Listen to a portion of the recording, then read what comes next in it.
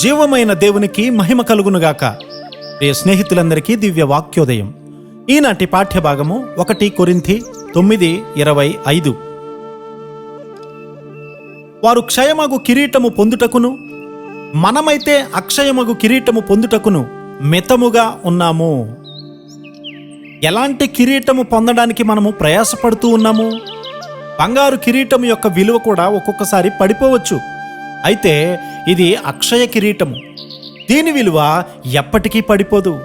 అయితే ఈ కిరీటము పొందడానికి మనం ఎంత ప్రయాసపడవలసి ఉంది? ఒక సభలో ఒక అంధురాలైనటువంటి ఒక బాలిక వచ్చి సిలువను గూర్చి ఒక పాట పాడింది. ఆమెను నడిపించే ఆమె కుక్క ఆమె వెంబడి ఉంది. నీ వెళ్ళి ఆమెను పరిగెత్తమంటే ఆమె అలా చేయలేదు. పాపం, ఆమెకు చూపు లేదు కదా. ఆమె 2 అడుగులు మైకు ముందుకు వచ్చి సంఘం ముందు నిలవబడడం కూడా కష్టమైపోయింది. ఎందుకంటే ఆమెకు చూపు లేదు. మీలో కొంతమందికి దృష్టి లేదు కనుక ఎలా పరిగెత్తగలరు? నీవు సంవత్సరాలను వ్యర్థపరుచుకుంటూ ఉన్నావు. నీవు ఫలరహితంగా ఉన్నావు. ఇది ఎంతో విచారకరమైనటువంటి సంగతి. నేను గురి చూచువాని వలె పరిగెత్తువాడను కాను, గాలిని కొట్టినట్లు నేను పోట్లాడటలేదు అని పౌలు గారు చెప్తూ ఉన్నాడు కదా. మనం పోరాడినప్పుడు ఏదో ఒకటి జరగాలి. నీవు యుద్ధంలో ఉన్నప్పుడు జయమో అపజయమో ఏదో ఒకటి సంభవిస్తుంది.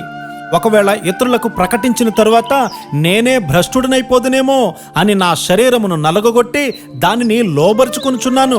అవును, ఇది నిజంగా ప్రమాదమే. సాధారణంగా ఆత్మ, జీవము, శరీరము అనేవి ఉండగా కొంతమంది శరీరాన్ని మొదట ఉంచడం వల్ల మృగ స్వభావము, మృగవాంఛలతో శరీరాన్ని నింపుకుంటారు. అలాంటి అవకాశము కొరకు సాతానుడు నిత్యము కనిపెడుతూ ఉంటాడు.